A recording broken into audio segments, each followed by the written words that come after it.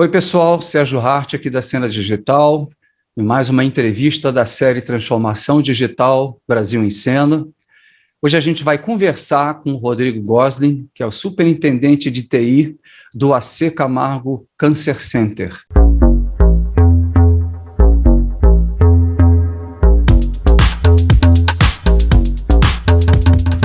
Rodrigo, prazer em ter você aqui com a gente. Sérgio, obrigado, eu te agradeço. Bom dia a todos, boa tarde, não sei que horário vocês estão vendo, mas obrigado pela oportunidade e vamos trocar um pouquinho aí de ideias, compartilhar um pouquinho da experiência do AC Camargo em transformação digital. Com certeza. E se você ainda não assinou o canal, por favor, considere dar o seu like, aperte o sininho, para que você possa ser informado de todas as novas estratégias com os líderes de transformação digital. Vamos lá. Bom, eu vou falar um pouco para vocês do AC Camargo Cancer Center, né? O AC Camargo ele foi inaugurado em 1953 e é líder em conhecimento científico sobre oncologia. É um centro de referência internacional em ensino, pesquisa e tratamento multidisciplinar. O AC Camargo ele atende mais de 300 mil pacientes por ano, com mais de 20 mil cirurgias e mais de 33 mil sessões de quimioterapia, para citar alguns números. Eles dispõem de aproximadamente 447 leitos, 168 consultórios e 56 leitos de UTI. A receita do AC Camargo fica acima de 1,3 bilhão de reais. O Rodrigo, ele é natural de Cruzeiro, estado de São Paulo. Ele é formado em administração de empresas e tem especialização em marketing. O Rodrigo passou pela Via Varejo, Editoras Globo, Globo Condé Nast, Nextel Brasil, CPFL Energia e Accenture. E ele está no AC Camargo Cancer Center há dois anos, como superintendente de TI, processos e indicadores. Rodrigo, mais uma vez, grande prazer em ter você aqui com a gente. Eu queria começar o nosso bate-papo te perguntando quais foram os drivers que levaram o AC Camargo a iniciar um processo de transformação digital. De novo, obrigado, Sérgio. Vamos lá. As iniciativas de transformação digital aqui na instituição, elas já tinham começado até antes da minha chegada, né? Eram pontos onde a gente trouxe algumas startups, a gente trouxe algumas discussões a respeito do uso de inteligência artificial, do uso dos dados que a gente tem. Você falou um pouquinho da gente, né? A gente tem muita informação de oncologia, muita informação de câncer. A gente tem o maior biobanco de tumores da América Latina. Então, já existe essa massa crítica importante para a gente buscar alternativas e trabalhar nesse sentido. A gente fez uma substituição do nosso RIS, que é o Health Information System, em 2019, e um dos pontos importantes dessa mudança foi permitir a maior estruturação na coleta de dados assistenciais do paciente. Então, a gente começou a registrar isso de forma mais estruturada, a gente começou a ter mais pontos de entrada de informação com o paciente, de novo, construindo o que a gente iria usar no futuro para melhorar cada vez mais o nosso braço assistencial. Dado esse ponto, o que aconteceu veio a pandemia. Então, além do processo aí de estabilização do RIS/ERP que a gente estava trabalhando, a gente passou pelo quê? A gente passou num desafio muito grande de como ter a nossa atuação, como a instituição continuar operando em meio à pandemia. Dessa forma, a gente começou a traçar alguns planos de ação para garantir a sustentabilidade da instituição, garantir o funcionamento da instituição. Acho que um dos pontos relevantes que a gente fala nos nossos motes é quem tem câncer tem pressa. Então, esse componente da pandemia, como driver para acelerar esse processo, ele sempre foi muito focado em ter o paciente no fim das nossas ações. Então, acho que, além da alavancagem de dados, além da pandemia, a gente também cada vez mais vê a necessidade de melhorar a nossa assistência ao paciente e, para isso, a utilização de de tecnologia digital para a gente é muito importante, tem sido muito relevante. Com certeza, Eu acho que qualquer empresa que está ligada a tratamento de paciente, né, ela foca o paciente em primeiro lugar e tem que usar todas as tecnologias possíveis para detectar, para curar, para acompanhar, né, com certeza. E acredito que na pandemia também isso deve ter afetado vocês, porque as cirurgias eletivas elas passam a ser deixadas em segundo plano, né, em detrimento de toda a crise que está acontecendo. Por curiosidade, a pandemia afetou, houve uma redução do número de cirurgias, de número de tratamentos? Logo no início, quando a pandemia foi decretada, março e abril, a gente sentiu muito isso. A gente passou por um processo até de entendimento, onde a gente realmente sentiu os pacientes ficando afastados. Acho que foi um processo global, né, de redução do fluxo de pacientes, então houve uma orientação generalizada das pessoas evitarem o deslocamento só para casos mais críticos, só que isso serviu até para a gente se estruturar melhor aqui dentro. Então, março, abril, o movimento realmente caiu muito, mas um ponto que é super relevante no nosso caso, né, e para o paciente de câncer, eu falei um pouquinho agora há pouco, quem tem câncer tem pressa. O que isso quer dizer para a gente? A demora na identificação do câncer, a demora em retomada de tratamento, todos esses são componentes que têm relação com o sucesso ou não de um tratamento de câncer. Então, para a gente, esse preparo, esse impacto, a gente conseguiu se estruturar muito bem, a gente estabeleceu um fluxo oncológico protegido dentro da instituição, com segregação de entrada, tratamento, os protocolos muito acertados, muito orquestrados, e para garantir que o nosso paciente não tenha sido mais impactado com a pandemia do que deveria ser. Então, todo o fluxo, todo o processo de comunicação, toda a parte de acesso remoto, a gente trabalhou muito nesse sentido. Acho que esse é um ponto super relevante, mas respondendo, sim, a gente teve um impacto considerável, mas a retomada também, com todas as ações que a gente teve, também foi significativa. Eu acho que também do ponto de vista de transformação digital, se a gente considerar que existem basicamente 3 focos de uma transformação, ou seja, ou você foca no cliente, ou você foca no processo, na tua cadeia de suprimentos, ou você foca em novos negócios. Vocês são uma das poucas indústrias onde você ser mais eficiente significa atender melhor o cliente, né? Porque o cliente tem pressa.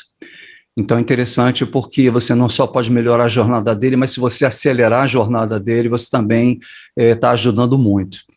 A segunda pergunta que eu queria te fazer era com relação à estruturação da empresa para essa transformação digital. Vocês chegaram a fazer algum planejamento, alguma estruturação de governança? Teve alguma acomodação organizacional para se tocar essa transformação? Acho que, de novo, acho que vale a pena, a gente está indo para o segundo ano de pandemia, a gente considerar o processo antes da pandemia e durante a pandemia, né? Antes da pandemia foi estabelecido no nosso planejamento estratégico algumas ações específicas de transformação digital, umas focadas em dados e outras focadas em iniciativas de inovação. Então a gente tem uma área de inovação dentro da instituição que busca aí busca parcerias, busca identificação de oportunidades e busca negociação no nosso ecossistema. Então pontos como certificação digital, são importantes até durante o processo, como você bem falou. Alguns pontos de provas de conceito e de pilotos em parcerias com startups foram importantes. Por exemplo, a gente desenvolveu um piloto junto com uma startup para prevenção de sepse.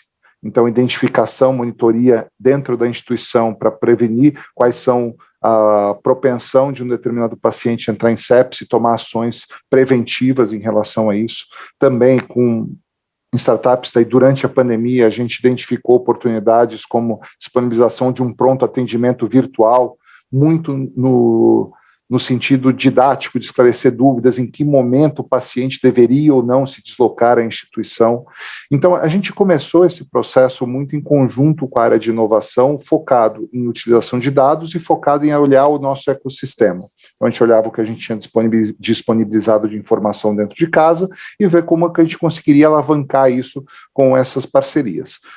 De novo, veio a pandemia, a gente entrou num processo importante de aquilo que a gente precisa para manter a instituição funcionando. Então, teve o lado muito de Office Automation, que a gente trabalhou. Então, ferramentas de trabalho remoto, quebrar um pouco aí de paradigmas em relação a reuniões não presenciais. Acho que que foi muito novo para a instituição, né? Então, acho que dentro da saúde ainda existia algumas barreiras que não existiam em outros mercados.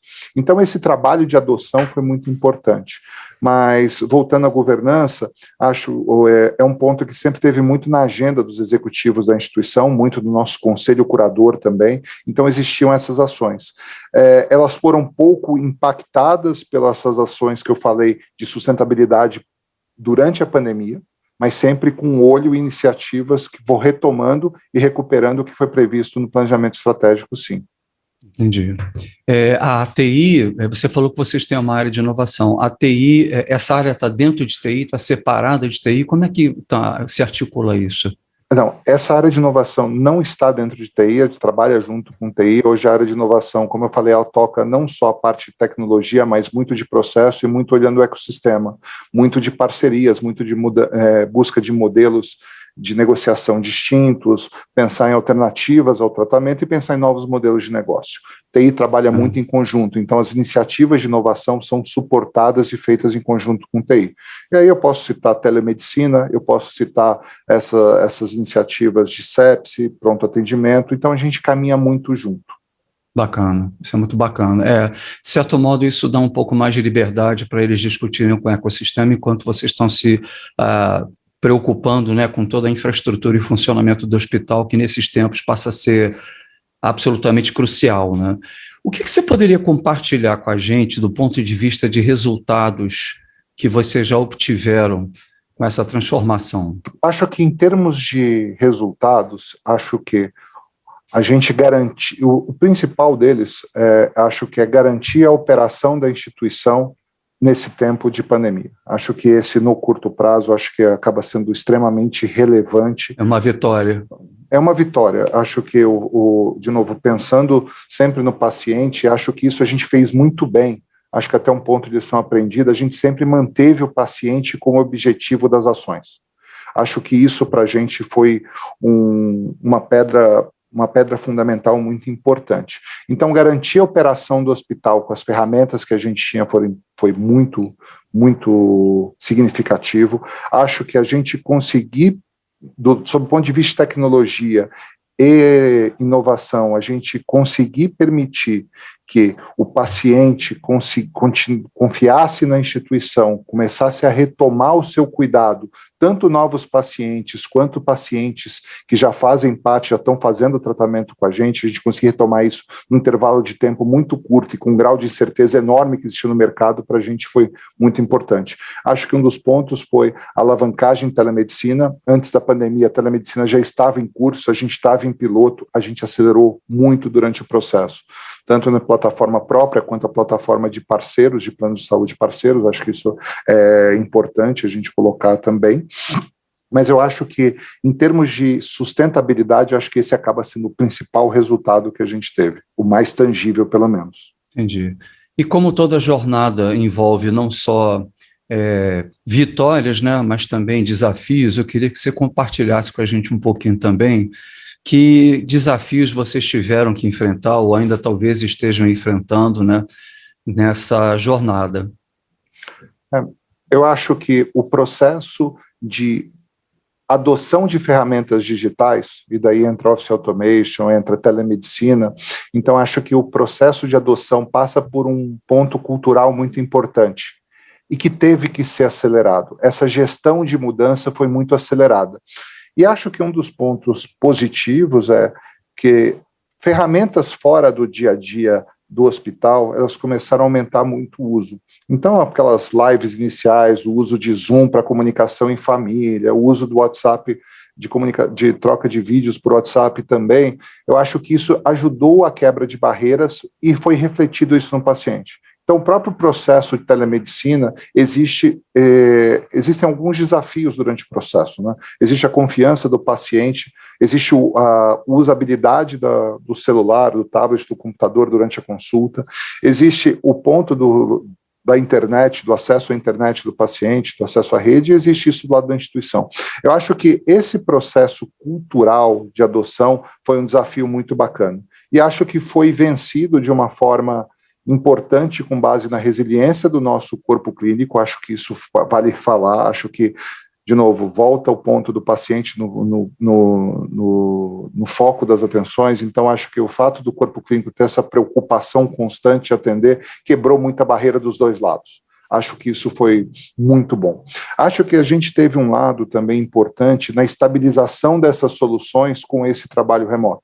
Então, como eu falei, a gente tinha passado por uma substituição de sistemas de informação de saúde, a gente ainda estava nesse processo de estabilização, a gente teve que se ambientar, trabalhar remoto, não só a gente, mas também com os parceiros que fazem parte disso. A gente tinha operadoras trabalhando nisso, a gente tinha médicos trabalhando, corpo enfermeiros. Então, acho que todo esse processo de estabilização no mundo novo, mundo em transformação, onde a saúde estava muito no foco das ações, muito enfrentando aí na linha de frente a pandemia, e com o grau de informações que foi sendo construído durante o processo. Então, também acho que esse foi um ponto importante.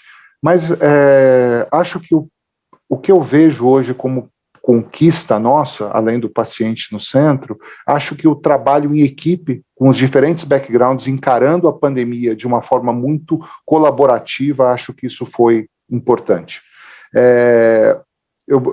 Você falou um pouquinho aí do meu background, eu fui, quando eu vim para a saúde, acho que é uma indústria que está num processo de transformação importante. E a pandemia acelerou muito esse processo. Então, o fato de estar numa instituição de ponta da saúde, num processo aí de pandemia, acho que acabou trazendo para a tecnologia um protagonismo muito importante nesse processo de disponibilizar ferramentas para a instituição funcionar. Então, acho que esses acabam sendo... Acho que tem o desafio da pandemia, tem o desafio da cultura e tem o desafio de tecnologia mesmo. Acho que a componentização de todos foi... acho que eles têm seus desafios muito claros, mas acho que como principal lição aprendida, esse trabalho em equipe foi muito importante. Perfeito. Você complementaria alguma coisa em relação às lições que vocês aprenderam nesse processo, ou você acha que basicamente essa questão das pessoas, teria alguma coisa mais que você complementaria? Eu acho que além das pessoas, acho que a parte de tecnologia e o quanto a gente estava, e acho que veio esse trabalho de governança, a instituição veio construindo isso. Acho que todo o trabalho que foi feito antes da pandemia para a transformação digital criou alguns alicerces importantes para a gente estar pronto para isso. Então, acho que esse planejamento de longo prazo que estava sendo conduzido pela instituição foi muito importante. Acho que, obviamente, tem um componente de reatividade em relação à pandemia, mas eu acho que isso foi muito calcado o nosso tempo de resposta foi muito calcado em decisões que foram tomadas há mais tempo. Então, acho que o planejamento, além desse tempo de resposta das pessoas, acho que é muito importante. Obviamente, encontramos alguns desvios durante o planejamento. Acho que a pandemia é o maior deles, mas eu acho que se a gente não tivesse essa estrutura de planejamento e um corpo diretivo muito preocupado com o movimento de mercado de transformação digital, talvez o tempo de resposta não tivesse sido tão bom. Entendi. Então, acho que o planejamento é super relevante. Excelente, Rodrigo. Bom, eu queria te agradecer muito, estamos chegando aqui no final da entrevista, eu acho que você compartilhou com a gente coisas assim extremamente interessantes. Eu particularmente estava muito curioso para saber como é que as instituições de saúde, né, estão reagindo a dois fenômenos tão fortes, né, devastadores como uma transformação digital e mais ainda uma pandemia, e mais ainda, né, quando você fala de um setor oncológico, né, que sempre foi um setor bastante desafiante, né, e estou muito impressionado com o que vocês fizeram. Queria saber se você gostaria de fazer algum comentário adicional antes da gente terminar aqui a nossa entrevista, já te agradecendo de antemão.